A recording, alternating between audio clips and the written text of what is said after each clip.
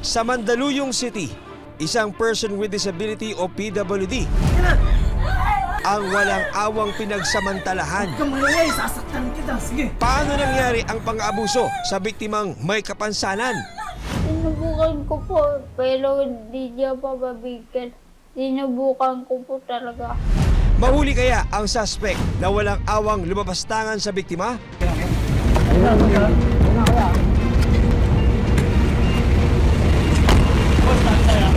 Samahan niyo ako, tuklasin ang katotohanan at hanapin ang katanungan sa likod ng kasong ito. Magandang hapon, ako po si John Consulta para sa Pinoy Crime Stories.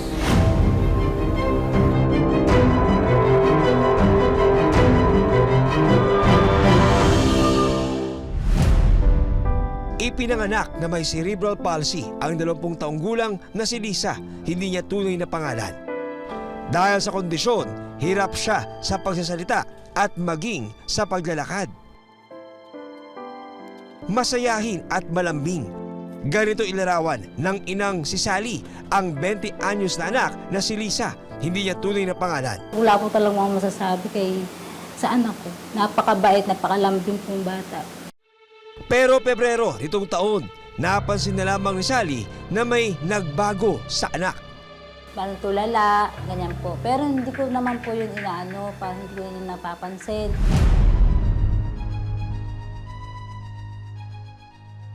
Natahimik, tulala.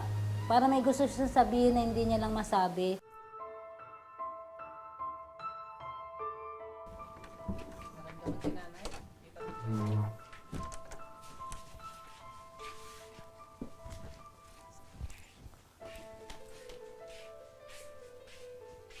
Oh, ba't nakaupo ka dyan sa dilim?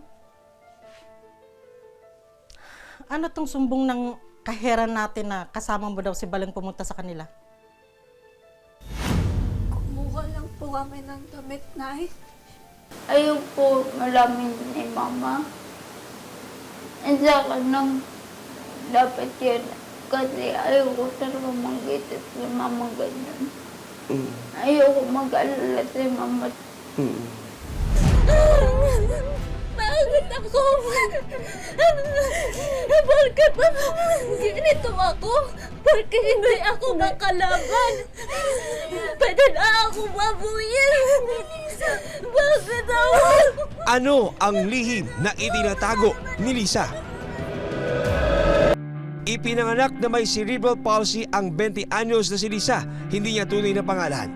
Tapos 7 years old na po siya, nakalakad. So, pinagtiyagaan ko po talaga siya mag-therapy, pinagtiyagaan ko po siya talaga na i-massage. Sa kabila ng kalagayan, pinipilit ni Sally na mamuhay ng normal ang anak. Ito po sa kanya pong sitwasyon, kahit po talagang sabihin na natin medyo behind yung kanyang mental development, nag-aaral pa rin po ba siya? Yes po. Nung una po ano lang po siya sa mga vocational. So ngayon po nasa ALS po siya. Sa patnubay ng inang si Sally, nakapanayam ko si Lisa. Uy, Lisa. Tignan mo, oh. Bagay sa'yo to. Diba? Kuya. Ayon kay Lisa, Pebrero nitong taon, nakilala niya ang 32 years old na si Moreno Halpak Jr. o mas kilala sa tawag na Balong. Paano mo nakilala si Balong? Sa kaibigan ko po. Bagay sa'yo to. Libre ka na lang para sa'yo. Huwag na. Sige na, wag ka na. Sige na, pumayag ka na. Ay, magbago pang isip mo. Salamat po ah. Balong na lang. Ikaw, anong pangalan mo? Lisa. Lisa? Ganda ng pangalan mo ah. Kumbaga gusto lang naman niyang makipagkaibigan sa tao eh. Hoy. Puro ka cellphone, hindi ka naman nagtitinda. Ay, wala pa namang customer eh. Kaya hindi tayo tinatao dahil puro ka cellphone eh. Kalaunan, kwento ni Sally, naging madalas ang pakikipag-chat ng anak sa bagong kakilala. nakikipagkaibigan din siya, nagchat-chat din siya doon. Parang kinuha lang yung loob niya. Tapos yun na po, sinabi niya sa akin is nagchat-chat na po yung lalaki sa kanya. Lingid sa kaalaman ni Sally, umpisa na ito ng tila bangungot na pagdadaanan ng anak. Kakain na tayo. Ay, binilan kita ng damit sa ukay-ukay. Dumaan kami ni Melanie. Uy, nak, ang ganda. Thank you. Nako, baka naman inubos mo yung perang binigay ko sa'yo. Hindi pa, 100 lang po yan. Meron pa nga akong libre, oh. Binigay ni Balong. Balong? Yung ba yung kapitbahay nating bago? February 9, 2023, Puto, Diyos ko. Napakabaho talaga. isang revelasyon ang inihayag ni Lisa sa kanyang mga kaibigan. Check mo naman. Lisa, bakit ka umiiyak? Oo nga. Anong problema, Lisa? Kasi... May nangyari ba? May masakit ba sa'yo? Ayaw. Si Balong. Anong meron kay Balong? Bakit ako? Anong ginawa sa'yo ni Balong? Huwag ka maingay, sasaktan kita. Sige. Niya ako eh. Bakit ako? Bakit ako? Ganito ako? Bakit hindi ako makalaban? Pwede na ako mabuyin. Bakit ako? Bakit ako? Wala naman akong ginawa masama.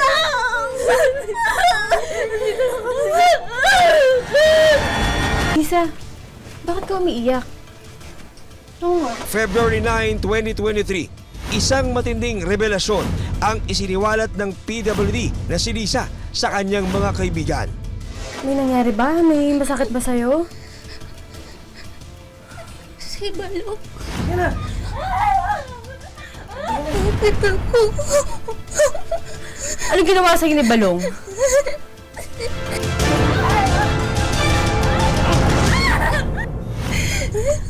Niya ako eh. Pag-amin ni Lisa, ginahasa siya ng isang lalaki. Halos madurog ang puso ni Sally nang marinig ang nangyari sa anak. Tinanong ko po siya kung totoo po ba yung sinabi ng kaibigan niya na totoo po, namin niya po sa Agad nagsumbong sa mga pulis ang mag-inang Sally at Lisa. So there was a case of qualified rape because yung victim natin, she is suffering from this parang PWD siya considered because of cerebral palsy. Kahit ito ay 19 years old, so ang isip nito ay medyo mababa. So pang minor. Sino ang lalaking walang awang lumapastangan kay Lisa? Yan na.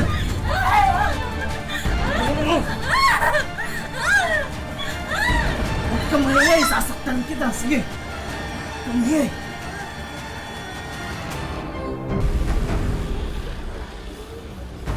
Ano tong sumbong ng kaheran natin na kasama mo daw si Balong pumunta sa kanila? Pebrero nitong taon, isang revelasyon ang inamin ng dalagang si Lisa sa kanyang ina na si Sally.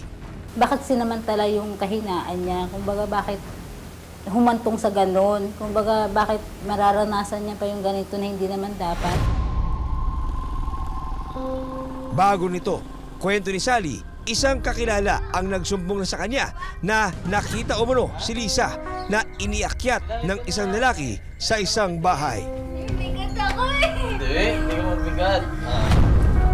Hindi na tayo. Lapit na.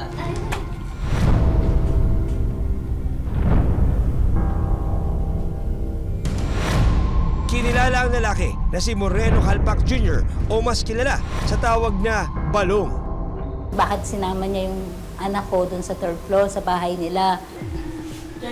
Ayon pa kay Sally, kinausap niya ang lalaki, maging ang ina nito. Pasok ka! Ano bang atin? Kasama ba ng anak mo kanina si Lisa? Nasa tindahan si Balong kanina. Sigurado ka? Oo. Pero teka, umalis kasi ako kanina eh. Teka. Balong! Balong! Halika nga rito sandali.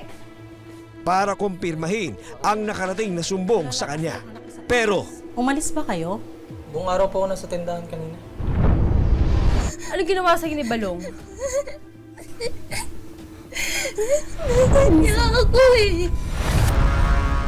ayon sa medical legal na inilabas ng Eastern Police District Forensic Unit, lumalabas na positibong ginahasa si Lisa.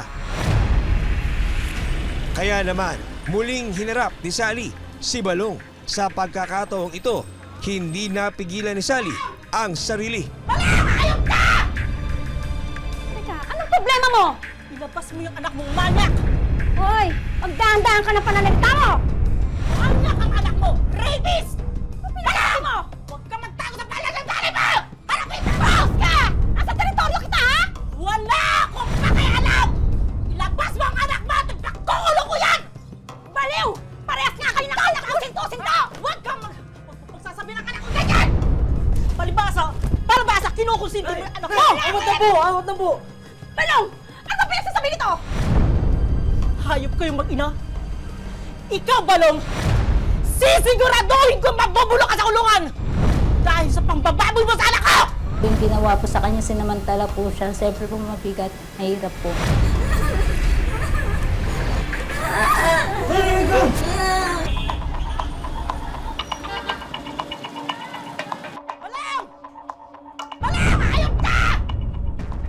Hinarap ni Sally ang lalaking itinuturong gumahasa sa panganay na anak na si Lisa, isang PWD o person with disability. Ikaw, Balong! Sisiguraduhin ko mabubulok ka sa kulungan! Dahil sa pangbababoy mo sa anak ko! Kinilala siya na si Moreno Alpac Jr. o mas kilala sa tawag na Balong.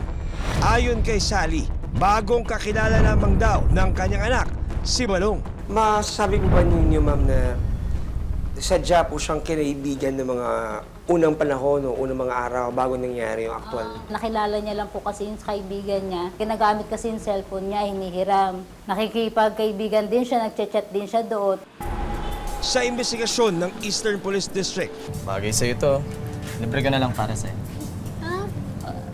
posibleng kinuha ng suspect ang loob ng biktima. Paano po nagsimula yung pang-aabuso? Paano po napunta doon? Ano po ang kwento? Noong February 2023, nagkakilala itong suspect tsaka itong biktima sa isang common friend nila. So from there, nagsimula silang mag-chat through Facebook, sa Messenger.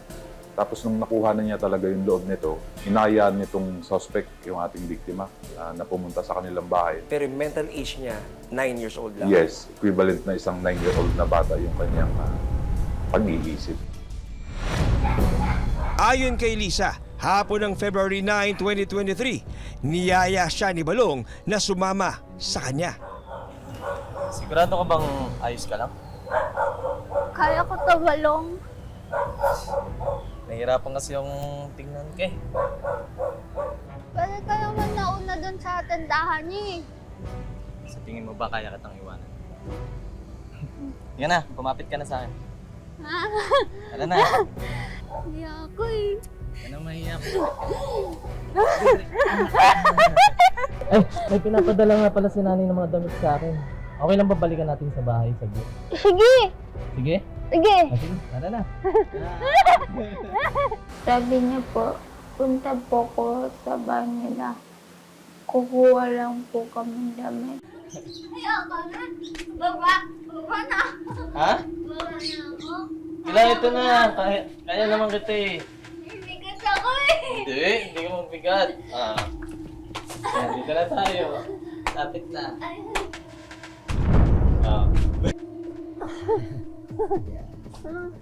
Baba na ako! Pero pagdating sa bahay, dito na raw naganap ang panggagahasa. Ang gusto mo? Merienda gusto mo? Ayoko. She was lured na sumama sa kanya doon sa inuupahan. At that point, nakita niya, tinake advantage niya yung situation. So, magkaroon nga ng rape na case.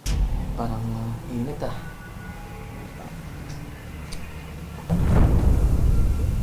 Sige na. Huwag ka na. Sige na, itaas mo na yan. Ayoko! Sige na, itaas mo na. Pari mo na sabi yan eh. Huwag ka mahinig. Huwag ka mahinig. Pari mo yan. Sige na.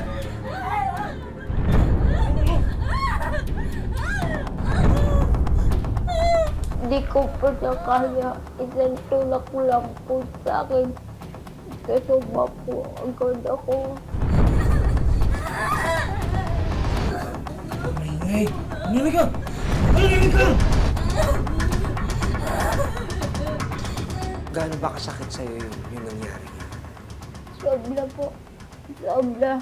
Laki po sisisi ko. Laki po sisisi ko po yun. Ang kalagayan ko. Hindi po ko nagingay agad sa kanya. Sobrang galit ko po sa kanya.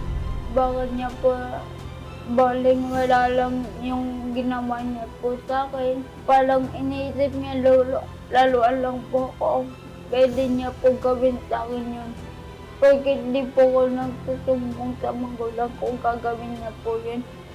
Hindi pwede yun. Tao din ako, pwede ako magsumbong. Tao ka lang din nasaktan. Sasaktan din po ako. Tao din ako pala pa. Hindi napigilan ni Sally na sugurin ang suspect na umabuso sa anak. Kung nung una, itinanggi ni Balong ang paratang, Balong! Ano ba pinagsasabi nito? Ikaw, Balong! Sisiguraduhin kong mabubulok ka sa kulungan! sa pagkakataong yun, ayon kay Sally, inamin ni Balong ang ginawang pangahalay sa biktima. Ano ginawa yun? Binaboy mo yung anak ko! Pero alok ni Balong, Pasensya na po kayo. Pero, pakasalan ko po yung anak niyo. Paano pagsama? Ipakasal Pag-asawa po, parang Oo. ganun po. Pumayag ko ba kayo? Hindi po. Bakit? Hindi po talaga ako pumayag. Binaboy mo yung anak ko! Binaboy mo yung anak ko! Tama na! Hindi po ganun basta-basta yung sabihin na pagkasama ko. Kasi para ko na rin, parang sinabi ko na rin ng tama yung ginawa nila sa anak ko eh. Parang sinabi ko na rin na, sige anak, magsama kayo. Tanggapin mo yung ginawa niya sa'yo. Para hindi naman po bilang nanay po, napakasakit po nun. So hindi ko po yun kayang tanggapin. sinampahan ng kasong qualified rape si Moreno Halpak Jr. alias Balong. Desidido sina Sally na ituloy ang kaso laban sa suspect. Hirap po, katulad po nito, isa po akong nagtatrabaho. So, apektado rin po sa trabaho. April 2023, inilabas ang warrant of arrest laban kay Moreno Halpak Jr. alias Balong para sa kasong qualified rape. Ang problema, si Balong naglaho na parang bula.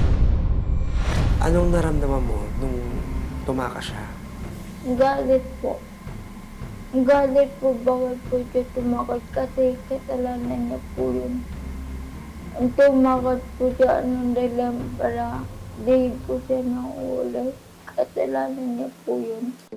Walang ibang naging hiling ang mag-ina kung hindi mahuli ang suspect.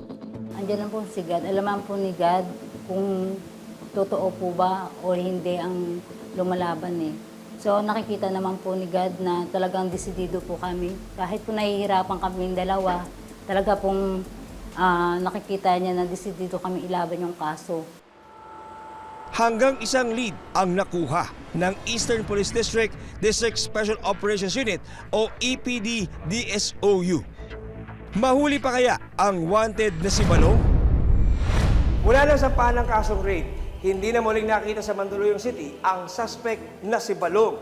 Pero ang Eastern Police District Special Operations Unit hindi tumigil para matuntun ang suspect.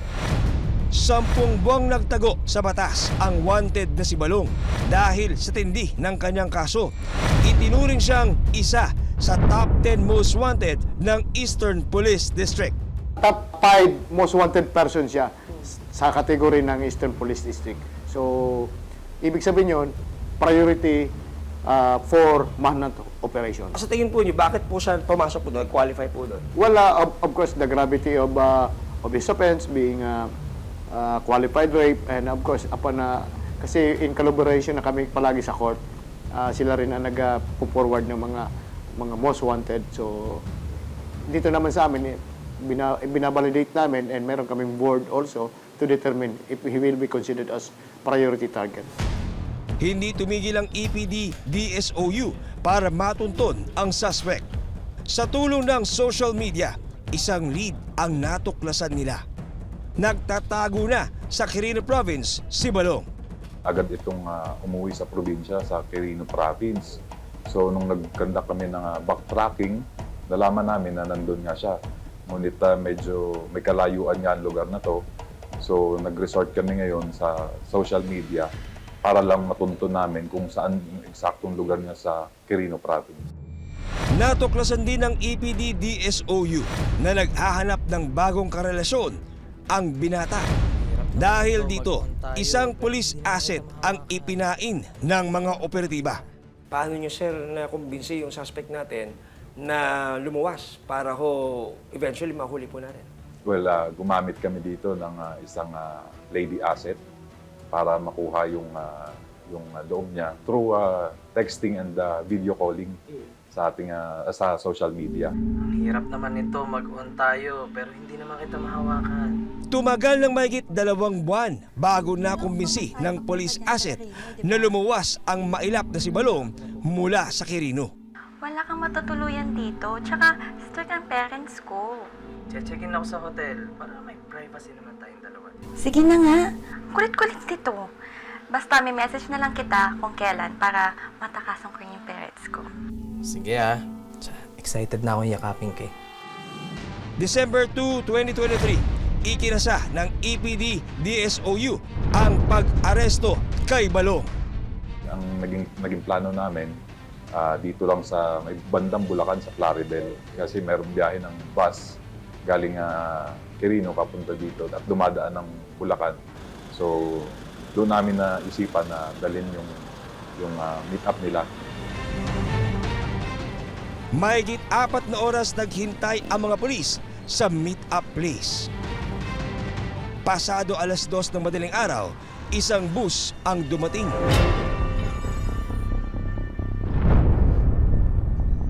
Lulan nito ang suspect. Nang masiguradong ito ang wanted na si Balong,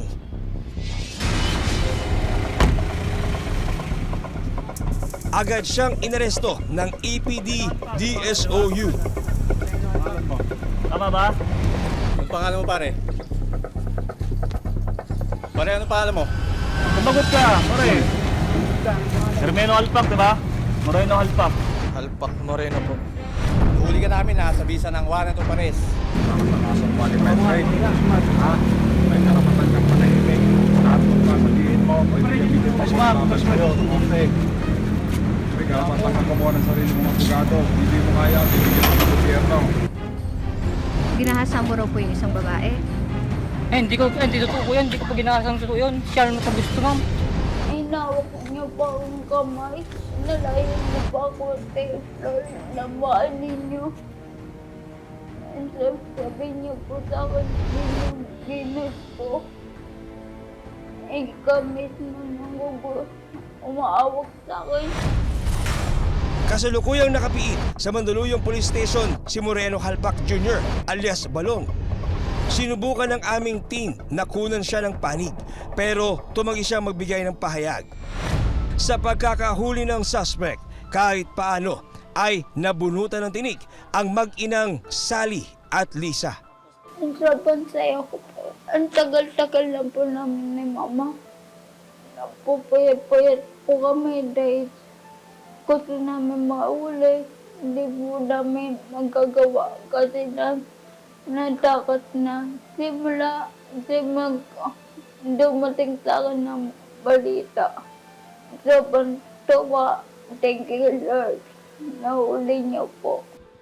Ilalaban daw ni Sally ang anak hanggang makamit ang katarungan. Ma, Thank you sa lahat. Pag-alaga mo sa akin. Hindi mo ko binabayaan kahit ganito ako. Inalaban niyo po ko. Laban po namin to ni ate. Lalaban po namin po. Hindi kaya atras? Hindi po. Kahit ano po ang ano nila, is sinasabi ko po lagi na sarili ko na inumpisahan namin to. Tsaka po, ito po yung the best na may bibigay yung kasagutan sa aming mag-ina na lagi po namin pinangangamba. Kaya po, hindi po namin to iaatras kahit po ano sabihin po nila sa amin. Ang payo ng mga otoridad, lalo na sa mga magulang, gabayang mabuti ang mga anak, lalo na sa mga bagong kakilala online. Hanggang sa susunod na Sabado, para sa pagtuklas ng katotohanan at paghahanap ng katarungan, ako po si John Consulta at ito ang Pinoy Crime Stories.